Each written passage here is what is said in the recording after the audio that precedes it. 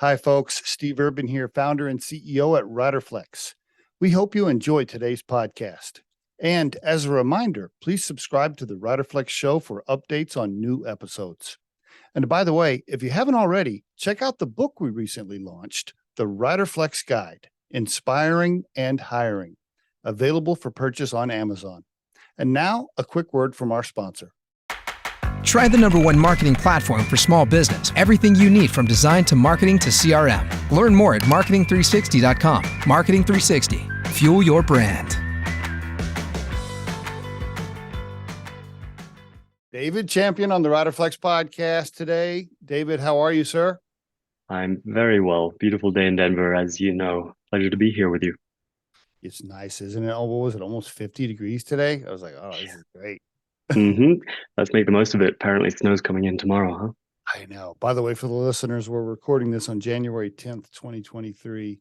And yeah, we had a little break in the action here, a little warmer day today, which was nice. I did the walk around the block with Ryder, my dog, and named after Riderflex. Got outside for a bit. Did you get outside for just a bit today at some point? I did. I have a 2-year-old, so it's always a delight to walk her to the Montessori school around the block. And she was out there in a t-shirt. She never wants to put her coat on. Very good. David, before we get into Maya Health, tell us about you, David Champion, family, siblings, mom, dad, where you grew up. Give us some personal history, if you don't mind. I'll sum it up in one word: eclectic. Not a simple story. So how long do we have? Go for it, man. Tell us. Yeah, well, my parents met in Papua New Guinea. So my mom had grown up in Kenya. She's fourth generation Kenyan. My dad had grown up in Ireland. Both of them were really the first in their families for many generations to leave where they were and really adventure across the world. And through various other stops in Europe, they made their way to Papua New Guinea separately, which is where they met. And when a year later they were ready to have me, they flew back to England. So I was born in England for medical purposes, but really a week or two later flew back to Papua New Guinea, and for 4 years I grew up there. So for those who don't know, Papua New Guinea's half of an island, the other half being Indonesian, and that's off the northeast coast of Australia. So very remote, very, very interesting indigenous cultures and expatriate cultures and commercial culture, and such a fascinating place. A lot of anthropologists see Papua New Guinea as one of the sort of like origins of many of the cultural premises in our society. So very interesting, kind of reflecting on that. But I left when I was 4. We moved to Portugal. I was there for 6 years with my parents' work, and then when my parents decided to move in their separate ways, I was about 9, and we moved to Scotland, my mom and me. And I grew up throughout my teens in Scotland, and I consider myself Scottish. My grandfather on her side and his lineage is Scottish. I wore a kilt at my wedding last summer and had a Gaelic ritual, bloodletting ritual. Love haggis, love whiskey, and so many other things about that country. But that journey took me to Kenya with my mom. I spent time there. I learned Swahili. I really became familiar and felt like Africa is a home for me as well. And I studied at university, studied architecture at Cambridge, and that led me to work as an architect in New York City. So as a young hustler and eyes wide open sort of enthusiast, I moved over to Manhattan, found my own way as a young adult there. And it was in New York that I really started to realize that I love architecture. I love that by learning architecture, I'd also learned philosophy and history and mythology and technology and physics and mathematics and so many other sort of aspects of what goes into that profession. And I also came to realize in New York that through buildings, I might be able to impact a few thousand people, whereas through technology, I might be able to impact millions of people. And interestingly, there are a lot of parallels between architectural design and, for example, user experience design for the apps and the websites we use on our screens. So many parallels there. So it was an easier transition than one might imagine. And that led me into entrepreneurship. My first company as a 22-year-old in New York was a big learning opportunity, and then several other attempts after that that ultimately led me to build a company called Baker Technologies, which we co-founded in Denver, and that was why I moved here about 6 years ago and started my life in Colorado and went on to build that technology company to be quite large. I'll pause there, but that makes for a natural segue into what Okay. we're doing here at Maya. Okay, before we get into Maya, let me ask you a couple of questions backing up on the personal stuff. So what did your mom and dad do that generated these moves to different countries? What were they doing for a living? Curious. Most people ask if it was a military or Yeah. diplomatic type affair, nothing like that. My grandfather was a diplomat at the embassy, but my mom was just a natural born adventurer. My father worked in tax consultancy with Price Waterhouse Coopers, and that was one of the major reasons for moving from Papua New Guinea to Portugal. After they broke up, the move to Scotland was because of family reasons, and then after that, really my mom's desire to return to Kenya. She had left when she was 13, never been back. So when I graduated high school, it was our opportunity to really go and experience life in East Africa, which was a I huge see. gift. Okay. Okay. So no siblings. I have a half sister who's 10 years older. We're very, very close, and she lives in England. And she lives in England. Okay. And your dad, are you close to your dad at all? I'm glad you asked. We weren't. When my parents broke up, I actually decided not to talk to him at all. Why? Why?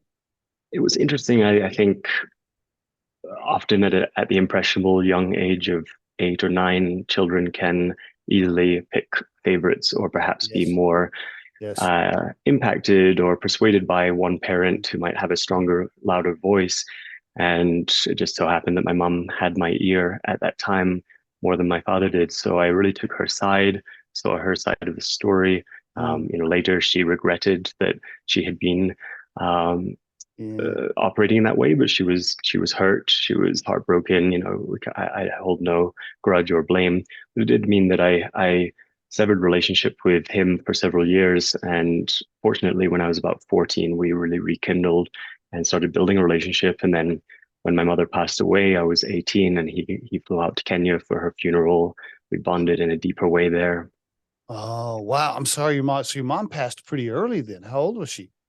She was 57, and interestingly, yep, she had more gas in the tank, but she also had lived such a rich and fulfilling lifestyle, uh, and really a massive life adventure, countless stories Cool. and wisdom, and joy in her life. And I feel that there was almost a cosmic um, grace with which she passed. It was not Mhm. out of choice; it was a complete accident, very unexpected. But Oh, she mm, she went mm, in a way that very quickly I was able to integrate as a positive thing, mainly for her. Obviously, not for me. I missed her dearly, but for her, I saw her being at almost the apex of her life, and I then see. growing into her 60s as a single white woman in a foreign country with diminishing personal resources. I found it quite easy to imagine that her life would have become quite difficult as an elder person.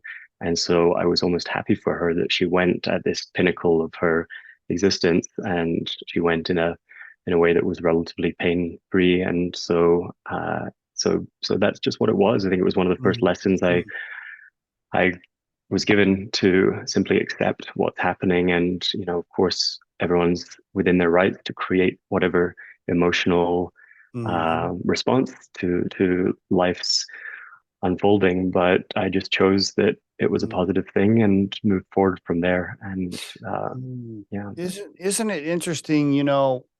I'm 55, and one of the things when I do my meditation and prayers in the morning, and I kind of meditate, do my exercises, I always have this little thing where I always ask whatever powers that be. I always ask for the quick and painless death.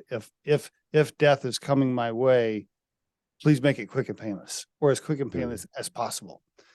And I think as you get older, I know for me, as I get older, and now that I'm getting older, I have friends that have problems or whatever, that people get sick as they get older. And I always think, man, I do not want to go slow. Like, I don't want to get diagnosed with something and then 10 years of hell. Like, please just let me fall off a cliff or something. I don't know, anything. I want to go fast. So, yeah, to your point, maybe it was a blessing in disguise, right? Maybe for her to go quickly. Well, so that affected you at 18. Boy, that's a major emotional hit because you're what, just graduated high school? Were you in college already? Were you about to go? What was the timeline there? I had taken a gap year, which in hindsight was a wonderful opportunity to spend real time with her. You know, as a high Great. school student or a college student, you're not that focused on a relationship with your parents, whereas I had moved with my mom to a foreign land, really just lived and worked with her all day, every day. We were already as close as this, but we really deepened our relationship then. That's great. That's And great. she got to see me becoming an adult. You know, she got to see that I was setting myself up for a positive future and becoming a responsible person. And my sister, meanwhile, was uh, studying developmental cognitive neuroscience and becoming a professor at a university. So she also had that pride and Wow. knowledge that her two kids were doing so well. That's another reason that I think it was an apex of her life, was just, you know, what better feeling than knowing that your offspring are okay and they're doing well, and that peace that must come, I know now as a parent, you know, is incredibly deep. So yeah, Yeah, we got to deepen our relationship that's there, great. That's and great. I was so proud of her. So you're married now and you got a 2-year-old. Is that right? Exactly. Got married last summer in Uh, Austria in a beautiful Renaissance castle. And my wife Lana and I gave birth about 2.5 years ago to a little, we call her our coronial generation baby. And her name is Savannah. She's an absolute delight. and how did you meet your wife? We met in New York about 8 years ago, and we were friends for 2 years, deepened our relationship as friends, and then naturally started to cultivate a romance just around the same time I was moving to Denver, which made for an exciting long distance plus You? sort of international dating for 8 months. And fortunately, she chose to move here and follow me into this new chapter of life. And we've been extremely happy ever since. Is her background, does she happen to come from Scottish or Irish or what's her background? More folds in this canvas. She is half Russian, half Ukrainian, which is obviously a very interesting Wow. Wow. combination at this Wow. moment in time. Right? Yeah, Russian father, Ukrainian mother, grew up Really? in both places, and then in Hungary, then in Austria. So she speaks Russian. She speaks Russian, Hungarian, German, and English, and now we're learning Spanish. So she's an incredibly gifted person who became a entrepreneur at a young age as well. She's a graphic artist and designer. She does generative art. She looks at nature and finds Mm, mathematical mm, principles in nature mm. and builds everything from lamps and light installations to jewelry to sculptures and more. Okay. If the next dinner party I have where I need to invite interesting people that can work the crowd, I'm inviting you and your wife for sure. Invite her at I least. I don't know if I can add much. mean, wow. Yeah, that's pretty cool. All right. I love all that. By the way, is Braveheart your all-time favorite movie? I'm guessing. Got to be one of them. You know, there's a scene in Braveheart that they found. I saw this later, many years later, that they had forgotten to edit out this one scene where all the Scots are at battle on the field, and there's, if you look closely in the background, a row of trees and a red Volvo driving through the Now I have, countryside. it's funny you mentioned that. I have seen a clip where there's an airplane in the shot and Mel Gibson is standing and they're on the battlefield, and up at the top right, you can see an airplane. I've seen Who are that we to too. say that's not how history went down? I mean, yeah. By the way, I've probably seen that movie 50 times. One of my all times. It's got to be my top three. Um, okay, very cool. I really appreciate you sharing some of that personal journey. And nothing against New York. I've been there many times, but Colorado's pretty hard to beat, right? I mean, Absolutely. do you love living here? I mean, tell me, what is it? Is this it for you? I was so reluctant to move to Colorado. I have to say, I'd been traveling here Monday to Thursday every second week from New York while building my last company, and I just saw Colorado as, you know, a place to live if you're older, or if you want to have a slow paced life, or if you want to walk your dog down to the brewery, and really, really stereotype unfairly. I want to make it clear that is not how I see Colorado now, but I was quite judgmental coming from New York, where life is just a everything is different like pace. this. Yeah, Yeah. very different. And New York was perfect for my 20s, but I absolutely adore this city. I love the community here. I love the depth of relationships. I love the culture that exists here, that's been really, really sort of nurtured for so many centuries, and it's powerful. However, I've started to look at how I assess different places in the world, especially cities, slightly differently than I used to. I used to be much more momentary, where I would think, oh, Mm, this mm, place is fun, so it must be mm, good. And the mm, way I now see cities is in terms of velocity. And so velocity is not just how fast paced or how good something is, but it's the rate of change in a way. mm. It's assessing how quickly is this place improving. And I don't know if there's anywhere else in the country that has the velocity of Denver in terms of food, music, art, the exercise culture, the outdoors culture, the indoor culture, the technology scene, the Yes. innovation and entrepreneurship, the finance. Obviously, real estate has always been um, fascinating here, but now more than ever, I think there are incredible opportunities on that realm, and Yes. I'm all in on Denver. Now, I don't necessarily plan to spend every day here for the rest of my life, but I do plan to always have my home here Yes. and be very invested in the city. You're right. Everything you just said about Colorado is dead on correct. Okay, so you're professionally, your first big successful exit, so to speak, was Baker Technologies. Is that right? Was that Hmm.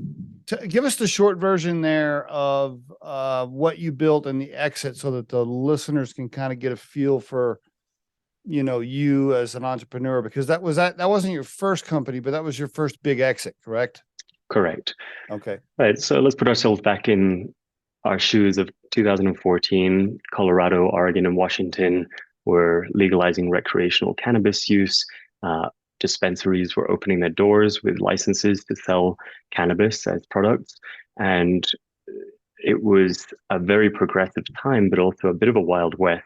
You had Yes. these stores that were ultimately like 7-Eleven selling products, no real difference when it comes down to it, but also not able to accept credit card payments. So everything was happening in cash. It made Mm, for a very, very frenzied customer experience, because we had people from across the country and the world flying into these states to experience a legal cannabis purchase. And so you would have mm, these stores with lines out the door.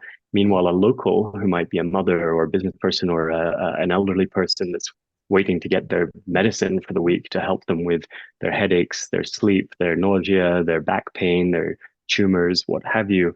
They were waiting in line for up to an hour just to have access to their products. And so, what we recognized is an opportunity to bring sophisticated technology and customer experience into these dispensaries. And we built this piece by piece with the first online ordering app and experience for uh-huh, cannabis. If uh-huh. people know of things like Uber Eats or Grubhub or Seamless or DoorDash, something like that, but for your cannabis. So high quality photos, a lot of great information about which products and strains and cannabinoid profiles, you were buying. You'd order them, put them in your cart ahead of time, and then basically get there and skip the line. So now, instead of the mother leaving her two kids in the car for 45 minutes so she can Mm, get her medicine, you've got fast experience that's better for everyone. And that became a much bigger company. We became really known as the leaders in understanding who was buying which cannabis products, what kind of experiences were they getting, were they benefiting, were they having the right dosage, were they uh, consuming responsibly, and so our data set became extremely interesting to a lot of ah, I yeah, see. a lot of I the see. pioneers that were building the I industry. And see. by no Okay. means we were not in the business of selling data or selling anyone's private data by any means, but just because that element existed, and we kind of had um, a unique purview over the entire market. So just for context, we grew very quickly. We had 50% market share across the country. This is when cannabis grew to 30 states, and we had 1,400 dispensaries on our platform. Mm, You can imagine that's just a lot of insight into what's going on in what was yes. previously a Wild Yes. West Yes. industry. And so, for that reason, we were invited to join three other companies in a four-way merger. We raised $120 million and then bought three other companies. And as a combination between those seven, we then went public on the Canadian Securities Exchange. Nice. Wow. Congratulations. It sounds to me like it started off with you building a company to service people better, to create easier checkout, easier purchasing, and then it became a data play. What, did you know that it was going to turn out? Was that a plan for you? Were you like, this is going to be a data grab? Somebody's going to eventually pay us a lot of money for this information. Was that a plan in the beginning, or it formulated over time? It formulated over time, but fairly quickly. To be honest, at first we simply saw a problem in the market and an opportunity that we knew how to solve. Very quickly, within a year, we started to realize that this kind of data was valuable. And when I say valuable, I don't mean it's worth $100 for a piece of data. I just mean it's valuable to actually understand a new industry more clearly. And we didn't even put dollars and cents on it. We just knew that it was interesting and important for transparency, for clarity, for better education, even informing laws and policies, that kind of thing, to have like more safe access to the right kind of medicines for people. And so that's what I mean when I say valuable. I just want to be very clear about that. But we also never ended up commercializing the data. We didn't make money off it. We didn't sell ourselves to a company in order for someone else to buy the data or anything. It just built our value in the industry that we had that. Did you have M&A experience and cash raise experience of that size before this? Or for you, was that the first time, like raising 120 million, buying these companies, doing these mergers? Was that a first for you, or did you have that experience prior? It was definitely a first. I'd say it was 25 times larger than the previous experience of fundraising and capital. And, I was definitely, along with my co-founders, we were all just young, ambitious, scrappy entrepreneurs trying to figure it out and making a ton of mistakes. I mean, I honestly say to all of my friends who are entrepreneurs that it's a good thing if you have a failure or two steps forward, one step back experience, or if things don't work out to plan, you change your plans. You could be, you learn to become nimble and roll with the waves, and that's almost unavoidable in especially an emerging market. It's part of the fun in my eyes. What's one of the biggest things you learned? What was one of the biggest learning lessons? If you had to pick one or two, was it like, I didn't raise enough cash to raise too much, brought in the wrong co-founders, brought in the wrong investors? What were a couple of learning pieces where you're like, okay, damn it, we're going to do that differently next time? I think a consistent one, which many entrepreneurs come to learn, is it's so tempting to spend money when you have it. And there's something called Parkinson's law, which is a sort of psychological principle, which is that we as humans tend to use the resources at hand for the task at hand. And so if you are given, as an example, a week to write an essay, you'll take a week. If you're given a month, you'll take a month. You'll more or less come out with a similar quality of essay, but you just take the time at hand. And the same goes for money. And, when you're a fast-paced kind of darling of the startup world, especially, the whole world was looking at cannabis, the green rush was happening, there was money flowing in, a lot of greed, a lot of ego and haste, I would say. And that meant that we had access to more money, which is great, but it also meant we spent more. We built the team to 100 people much more quickly than we probably needed to. And that lesson has definitely percolated into the work I'm doing now. And I still continue to have to remind myself of that. It's a sort of effort of humility and patience to really space things out at the appropriate time. And that's very difficult when you have investors who are trained into a mindset to just move quickly, right? They want every portfolio company or entrepreneur they support to move as quickly as possible. And that's kind of the paradigm that emerged from the 90s and early 2000s, was this rapid hunger for growth. And I actually have come to believe that philosophically, that's not the right approach to building a company. And especially now when the markets are correcting, people are seeing CapEx in a very different way, like capital. And I'm just seeing a very new sort of fundamental mindset shift in Mhm. the entrepreneur world and the venture world that I'm helping to broadcast is a good thing. So, based on where the economy is at now and post recession and where the housing market is at, the capital markets in general are not flooding new That's right. industries with That's right. cash, and so we all have to be a little more patient and really plan um, for slow spending and really just doing what's essential. Where'd the entrepreneurial bug come from? How did that even happen for you? How'd you get the juice for it? Were you like, I mean, Mhm. tell me, because your mom and dad weren't really on. Did it come from them, or how did it build inside you? It's another good question. Since you bring up my mom and dad, I do think that there's a risk tolerance that I received from them. Both of them, in very different ways, have a fairly high risk tolerance, and I'm um, I'm pretty convinced that that's a necessary component of It being an is. Oh, no, entrepreneur. no doubt. Yeah, and not just for the initial risk, the initial jumping off the springboard, but it's also that when things are going poorly and it's getting tough, you have that grit, which Google found from their data analysis was one of the most prescient qualities in a successful entrepreneur, was simply the perseverance to move through it. And I Yes. think risk tolerance is needed for that. So I definitely Okay. give a lot of credit to my parents, but I think there's another element, which is that if I can be really honest, the movie The Social Network was a huge influence.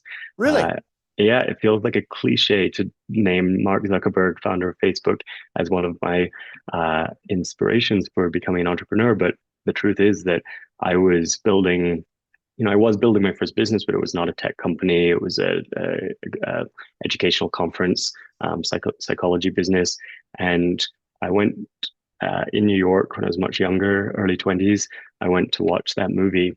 And I remember coming home, we watched, my ex-girlfriend and I watched the movie around 8 p.m., got home, she passed out, and I literally stayed up all night just inspired. I was completely buzzing with this sense of ambition in realizing that the technology companies we have had come to know, the technology platforms we use, like Facebook and Microsoft and Apple and all the others, many of the others, they're not previously I thought those were created by some higher power that Right. whether it's sort of some huge corporate machine that had Yeah. given us these platforms, and you realize that it's actually young, ambitious kids with various other qualities that are just sitting in their garages or their attics, kind of figuring it out. And that paradigm shift was an epiphany for me, and I realized if they can do it, I can do it.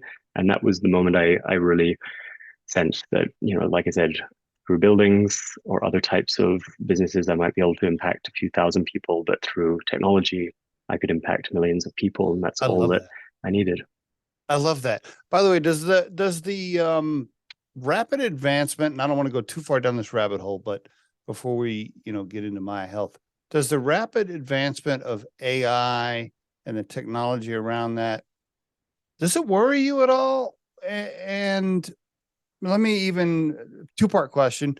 And then what's the latest thought from you on this chat GPT and things like that type of AI?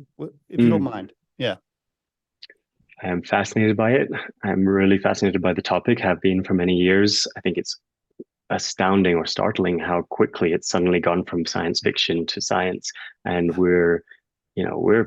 was using chat GPT yesterday on my computer, and it's just as fluid and easy and useful as jumping on Instagram. It's unbelievable. There is a lot that we don't know. I think there's a lot that certain very smart people in the world know, and for probably quite smart political or diplomatic reasons, they're not necessarily sharing everything they know with the rest of us. I don't mean to say that in any kind of conspiracy theory type sense, but just that there's a depth and a dimension of importance to this innovation that most of us as pedestrians are not even aware of, much True. less skilled Agreed. in interpreting into our projections for the future. So it would be futile for me to sort of ramble on about what I think will happen with AI. I think there are enough science fiction movies. I do have general philosophy, which I learned from my wife, which is that the science of tomorrow is created by the fiction writers and designers of today. And we've seen that in examples of, ranging from comic books that led to spaceships of the real world, and other Yes. things like that, right? Telecommunication devices that felt like they could only exist on Star Trek. And now I've got one here on my desk, and, it happens. So we can really look to art and fiction to and get a sense of what might be happening. But then there are all sorts of surprises as well that I find really fascinating. And ultimately, it comes down to, at least within the foreseeable future, in my opinion, it comes down to our culture, the culture of our society and our community. And I think that what people maybe overlook often, and something I often like to invite others to contemplate, is that we're all actors on the field. We don't need to be spectators in the stadium. So, we can all, whether you work in technology or not, whether you are involved in the AI space or not, we all have the ability to make some impact and sort of be the change we want to see in the world, if you will. And I think there's a lot of empowerment that people are leaving on the table on this topic. Agreed. By the way, just one thing on the Chat GPT, when I first learned about it, I remember when I signed up, I thought, okay, let me go check this out. Let me see what's going on. And I played with it for just a few minutes. And then I got a call from one of my recruiters at Riderflex. And she said, hey, this client doesn't think that the CEO search that we're doing should include an equity package for the CEO. And of course, I'm thinking to myself, all right, I need to educate this client on why you need an equity package for a CEO search. And so I happen to have Chat GPT open, and I put in, give me 2 paragraphs on why a CEO candidate should have equity. Boom. It's within 3 seconds, it wrote something more eloquent than I could have done. And I was like, and I did that. I'm like, holy shit. I told my wife, I'm like, check this out. Like, look at this. Like, wow. Anyway, yes, I'm like you. I'm totally fascinated by it, and I'm a big believer in staying positive about it and figuring out the best way for it to help you and your company, not hiding from it or being scared of it. So, yeah, exactly. When websites emerged, call it around the 80s, and they started asking people to put their credit card information into the website, right? I remember. People were not up for that. People were scared of it. People wanted to run in the other direction. I think there's a similar thing, as we've seen from technological innovation in many other examples since then, that it's really irrelevant whether you like it or not. It's more important to ask, is this the way the world is going? And how am I going to use that for the benefit of myself, my family, my people I care about? Totally agree. Why cannabis? Why psilocybin? Where did that interest come from for you? Well, such an important topic right now. As you probably know, we just passed the bill, Prop 122 in Colorado, to legalize access to some of these compounds. And for anyone listening who doesn't know, psilocybin, the psychoactive compound within certain species of mushrooms, it can occasion a psychedelic experience, and there are lots of different types there are about 250 to 350 species we know of that have different compositions of psychedelic properties in them, that species of different mushrooms. So lots of different experiences. There's no one size fits all or single recipe here, but that is where the people who are real forward thinkers and in my opinion, really looking at mushrooms in a way that is less contaminated by some of the propaganda since the 1970s, the Reagan-Nixon era.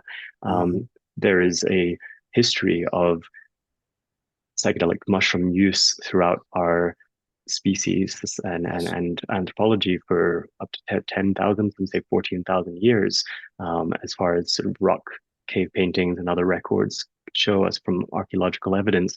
So it's really, I'm just going to mention there's a few different bookmarks for anyone listening who might want to read further about this topic to kind of ground us in the context of what's happening here in Colorado. And so that's where we're at. Happy to return to that topic. For me personally, I was introduced by some close friends from my New York chapter. Uh, I was thankfully introduced in a very, very intentional way to a psychedelic experience. When I say intentional, I mean we weren't just popping a pill or Yeah. whatever it is that happened to sound exciting or the cool kids were doing. It was something that these people had real experience with, and they invited me to set an intention, which I've since learned is a very important Hmm. aspect of taking a psychedelic. It really helps to direct the experience, almost like you could either jump in a car and drive around in any which direction, or you could jump in a car and have a map with a destination in mind. And it's really that kind of difference. Um, and so I was introduced in that kind of very, very ceremonial type of container, non-religious, but ceremonial nonetheless. Yes. Hmm. And that fortunately led me to have many other extremely for me, groundbreaking breakthroughs in my personal journey. I came to realize things about myself, about what it is to exist, to be me, to have the relationships I had. I was able to process family love, romantic love, other things in different ways than I had had access to before. So it didn't take more than that for me to be fascinated by the topic. I started reading more I see. fascinating books like The Cosmic Serpent and Supernatural, and The Psychedelic Explorer's Guide are some I would recommend to readers.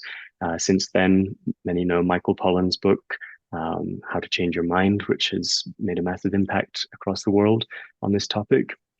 And so I learned more, I talked to more people, I had different experiences in different types of settings.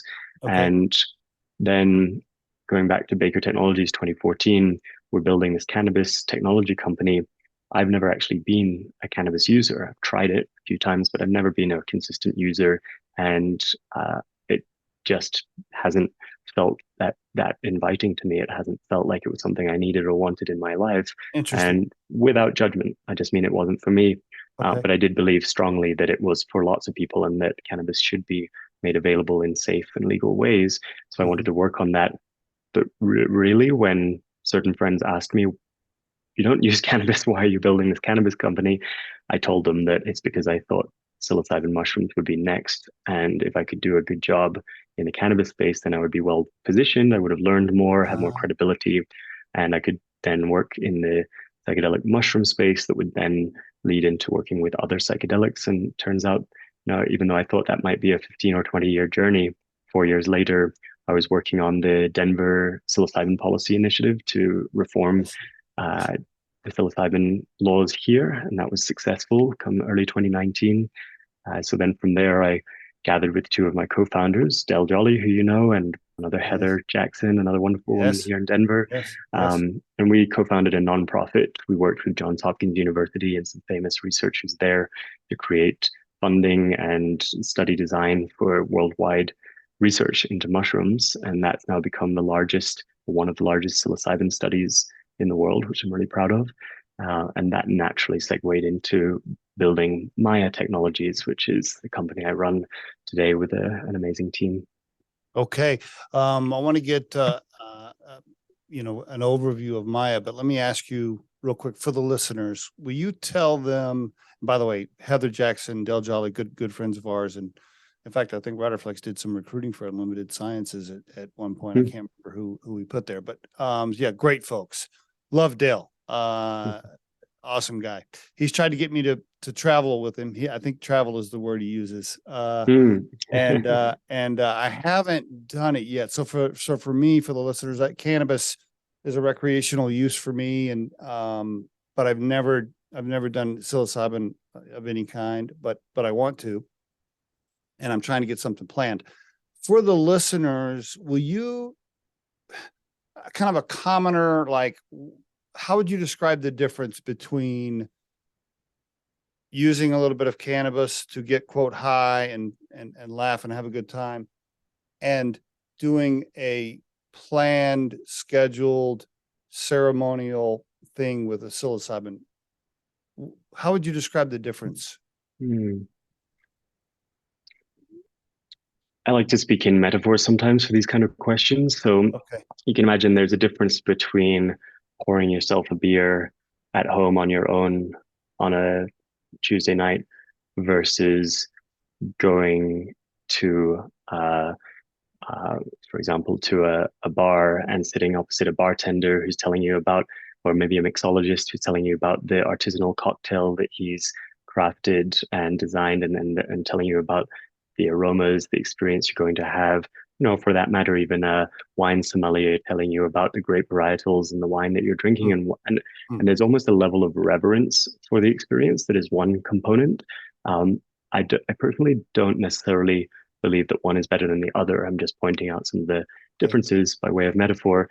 Okay. And there's also this element that psychologically, when we're in a social dynamic with another person where they are in a position of authority, maybe taking on that mentor or teacher type role, and we are in the student learner mentee type role, we have another type of reverence, which is that what Buddhists would call a beginner's mind. And I think that that's a very powerful thing because it helps disarm the ego. It helps relinquish the sort of masks and facades and protective psychological barriers that we've put up just to survive on the planet, and instead allows us to be open to what's possible and open in all sorts of ways, learning, healing, Mm, overcoming mm, mm. unhelpful thought patterns, healing relationships of different types. And in the same way, when somebody chooses to work with a trained guide, whether that be a shaman or a therapist or a coach or even clinician with any one of the psychedelic compounds, they are allowing themselves to be in that receiver's mind with a person who can guide them through that experience, hold a safe space that they can benefit and learn from. And it, again, takes a level of intentionality to put ourselves in that position. Some people feel like that's a position of weakness, or it's sort of like admitting that they might not have it all together. And I believe that no one has it all together. Even the strongest Navy SEAL has complete breakdowns and needs help. And I think the Mm. more that all of us in society recognize that that's not a weakness, it's a strength to be humble and to be vulnerable, the faster we can all heal from this kind of societal anxiety and depression and trauma that we're all trying to move through. Is the shaman there for physical safety? Because I might get, I might take too much and I might walk around and not know where I'm at and walk in the middle of the street in front of a car, and they're there to guide me? Or are they there as psychologically to keep my mind focused on what the goal was in the first place, or both? A little of both and more than that. Um, Okay. when you say if your mind focused on the intention of Yeah. that was set, that that can be a part of it, but a well-trained or experienced guide also knows when it's actually the time for you to stray from that path and go off in a different direction. Maybe the Mm, intention changes in the middle of the ceremony, so it's not as mm. prescriptive and dogmatic as maybe other types of Okay. medicine or therapy or what have you. It's much more of an art form than a science at this point, in my opinion. And so that's where having somebody who's experienced and wise is helpful, because when you're Okay. in the call it the mind of the patient or the client, you're not expected to be the expert, right? That is actually counterproductive. Mm, okay, very good. Well, we could do a whole nother 2 hours on just that, taking the trip, so to speak, or traveling, or I know there's a bunch of different words they use, but we could do 2 more hours on it. Maya Health. So give us the overview, and it's MAYA health.com for the listeners. That's right. David Champion also on LinkedIn, and lots of followers there, and you can learn more about him there. Um, Give us the overview, if you don't mind. Go for it, David. Hmm.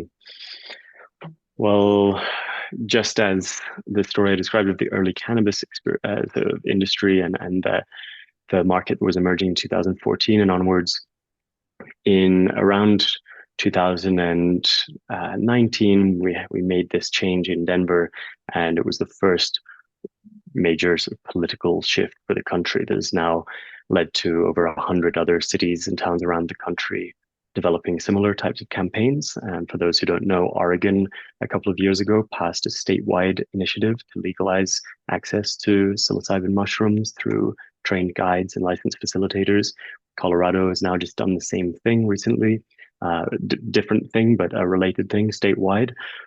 There are ballot initiatives being developed for at least 5 other states around the country. So there is this snowball effect starting to become apparent. And we actually got the news just this week that MAPS, Multidisciplinary Association for Psychedelic Studies, really one of the leaders in science regarding, in their case, MDMA as a treatment for PTSD. So people like veterans, others who have experienced trauma, who have not been helped by traditional Western pharmaceutical medicines, are finding an incredible, like completely paradigm shifting level of healing from MDMA, which is one of the compounds found in ecstasy.